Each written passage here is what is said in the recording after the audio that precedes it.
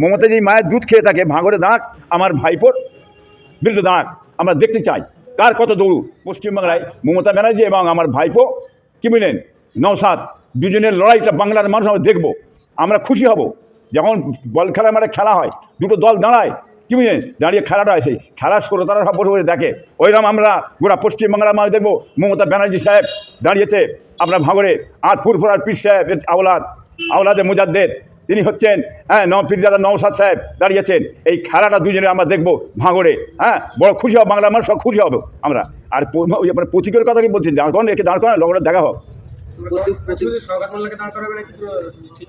ও ছেঁড়া মারার কথা বাদ দিকে যান, পচা মাল কেউ নেবে না, ডাস্টবিনে ফেলে দিয়েছে কি বলেন, ও কাফেরকে ডাস্টবিনে ফেলে দিয়েছে, কেউ নেবে না, ও জানে ওকে দাঁড় করাবে না, আমি জানি কি বলেন, ও হাওয়া তুলে কিচ্ছু হবে না। আর কোথায় দাঁড়াবে সকাল সেইটা দেখতে বলবে যা।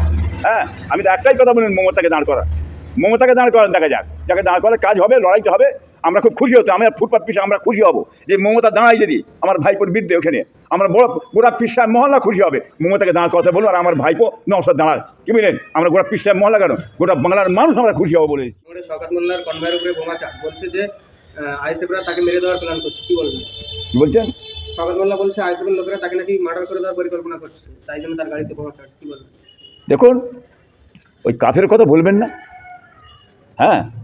ও কাফের আজকের কেউ পুরনো কাফের, ও মরা অবধি মানুষ মরে গেলেও কাফের বলিব মানুষ বলবে, বুঝলেন না? অতএব কত বড় ক্রিমিনাল সেটা বাংলার মানুষ জানেন। সে যে কথাগুলো বলছে বুঝলেন না, ওর মুখে দেখেন ও মিথ্যের ফুল ঝুরি, মানে ওর মুখ ছোটে আর কি কথা বললেন না, ওর কথা বিশ্বাস করতে যাবেন না। যত কিছু জানবেন, আজকে বাম থেকে যারা বেরিয়ে গেছে, যেমন ফেরাদ হাকিম বামেদের, শওকত মোল্লা বামেদের কি বলেন, আরও যেখানে বেরিয়ে যাচ্ছে শিক্ষিত সমাজ বুদ্ধিজীবী, তারা বামেদের বেরিয়ে যাচ্ছে। যেমন ধরেন আপনার রাজ্জাক মোল্লা সুযোগ সুবিধা দিয়ে বেরিয়ে চলে গেল, এটাও দেখতে পেলেন। যেমন আব্দুল সাত্তার সাহেব বেরিয়ে গেল। এরা বেরিয়ে যাওয়ার জন্যে বামের যে ক্ষতি হবে না, কিছুই হবে না। সাগর থেকে যদি ছুঁচের মাথায় এক ফোঁটা পানি তুলে নেওয়া হয়, অতএব মনে রাখবেন আপনারা, সাগরের কিছু কমি হয় না, অতএব বামেদের কিছু কমি হবে না। অতএব ওদের সম্পর্কে যারা বেরিয়ে গেছে তাদের সম্পর্কে সমালোচনা কি বলেন, কোনো মিডিয়ায় কথাবার্তা বলা এটা ঠিক নয়। যে চলে গেছে সেটা মরে গেছে। এই যে কিছুদিন আগে বেরিয়ে গেল যে ছেলেটা প্রতিকূল বেরিয়ে চলে গেল, এটা আদর্শদের ঠিক নেই তো, এটা নীতিভ্রষ্ট এরা কি বুঝলেন। যারা নীতি আদর্শ নিয়ে চলে দেখেন, তারা দল ছেড়ে কোনো চলে যাবে না, যান চলাচল চলে যাবে না, একটা জায়গায় দাঁড়িয়ে থাকবে। অতএব এদের কোনো নীতিভ্রষ্ট এরা ঠিক নেই, এরা আজ আছে কান নেই, লোভ দেখালেই বেরিয়ে চলে যাবে এরা, এটা নিয়ম কথা। পয়সা দিলেই বেরিয়ে যাবে, লোভের জন্য, অর্থের জন্যে কি বলে, গতির জন্যে বেরিয়ে যাবে। আর যারা নীতি আদর্শ নিয়ে থাকে থাকেন, তারা কোনোদিন লড়ে যাবে না, একটা জায়গায় দাঁড়িয়ে থাকবে। অতএব নীতি আদর্শ হচ্ছে বামপন্থীর মধ্যে যে নীতি যে আদর্শ আছে, এ অন্য লাইন, অতএব এখান থেকে টেনে দেওয়া যাবে না, এটা মাথায় রাখবেন। আর শওকত মোল্লা বলছেন বোম মারছে, এ মারছে, ওর কথা বাদ দেন না।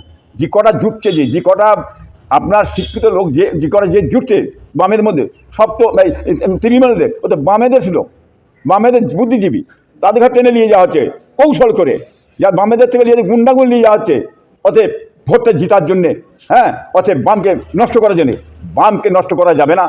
বাংলার মানুষ আপনারা এখন দেখতে পাচ্ছেন, চারিদিকে বামের হাওয়া চলছে, লালে লাল, চারিদিকে ডান দিকে বাঁ দিকে সামনে পিছনে চারিদিকে লাল লাল লাল লাল ছাড়ার কিছু নেই।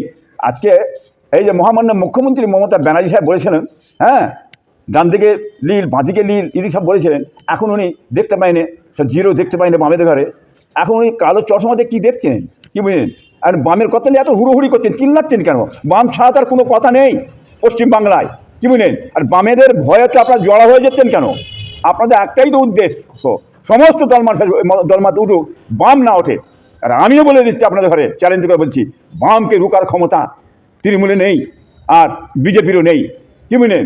বামকে রুখতে পারবেন না, আইএসএফকে রুখতে পারবেন না, আর আপনার আইমাকেও রুখতে পারবেন না কি বুঝলেন। এটা আল্লাহর হুকুম, দেখে নেবেন আপনারা কীভাবে চলেন। শওকত মোল্লা বারে বারে আইএসএফ কর্মীদের টার্গেট করছে, যে গাড়িতে বোমা হামলা হয়েছে, বলছে আইএসএফ কর্মীরা করেছে, কী বলবেন? ওরা নিজেরাই করবে, এটা কৌশল।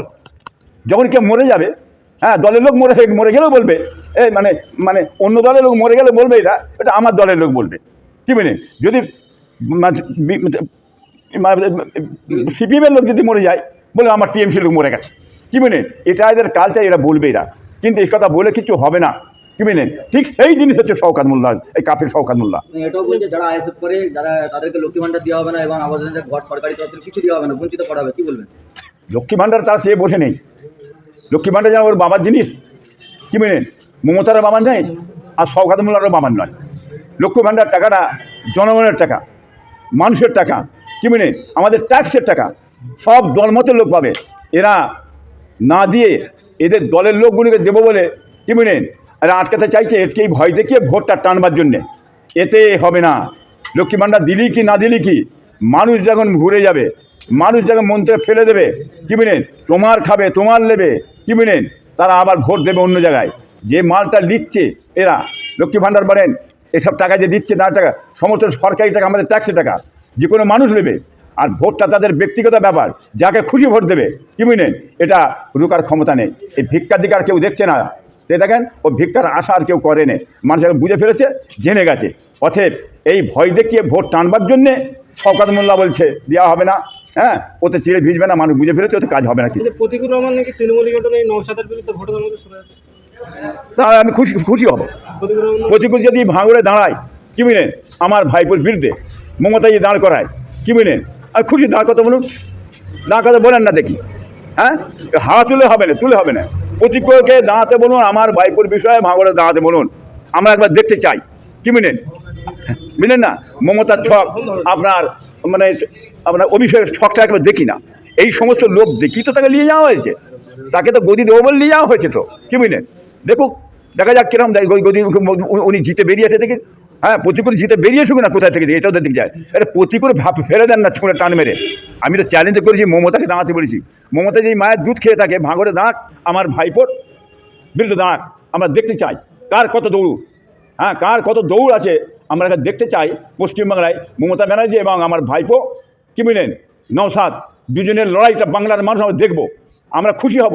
যখন বল খেলার মাঠে খেলা হয়, দুটো দল দাঁড়ায়, কি বুঝলেন, দাঁড়িয়ে খেলাটা হয়, সেই খেলার শ্রোতারা সব বসে বসে দেখে, ওইরকম আমরা গোটা পশ্চিমবাংলার মানুষ দেখবো। মমতা ব্যানার্জি সাহেব দাঁড়িয়েছে আপনার ভাঙড়ে, আর ফুরফুরার পীর সাহেবের আওলাদে মুজাদ্দেদ, তিনি হচ্ছেন, হ্যাঁ, পীরজাদা নওশাদ সাহেব দাঁড়িয়েছেন। এই খেলাটা দুজনে আমরা দেখবো ভাঙড়ে, হ্যাঁ, বড় খুশি হব, বাংলার মানুষ সব খুশি হবে আমরা। আর আপনার প্রতীকের কথা কি বলছেন, দাঁড় করেন, একে দাঁড় করেন, লগটা দেখা হোক। ও ছেঁড়া মারার কথা বাদ দিকে যান, পচা মাল কেউ নেবে না, ডাস্টবিনে ফেলে দিয়েছে, কি বুঝলেন, ও কাফেরকে ডাস্টবিনে ফেলে দিয়েছে, কেউ নেবে না, ও জানে ওকে দাঁড় করাবে না, আমি জানি, কি বুঝলেন, ও হাওয়া তুলে কিছু হবে না। আর কোথায় দাঁড়াবে সকাল সেইটা দেখতে বলবে যা, হ্যাঁ, আমি তো একটাই কথা বলুন, মমতাকে দাঁড় করা, মমতাকে দাঁড় করান, দেখা যাক, যাকে দাঁড় করালে কাজ হবে, লড়াইতে হবে। আমরা খুব খুশি হতো, আমরা ফুটপাত পিছিয়ে আমরা খুশি হব যে মমতা দাঁড়াই যদি আমার ভাইপোর বিরুদ্ধে, ওখানে আমরা বড় গোটা পীর সাহেব মহল্লা খুশি হবে। মমতাকে দাঁড় কথা বলুন, আর আমার ভাইপো নওশাদ দাঁড়ায়, কি বুঝলেন, আমরা গোটা পীর সাহেব মহল্লা কেন, গোটা বাংলার মানুষ আমরা খুশি হব বলে দিচ্ছি।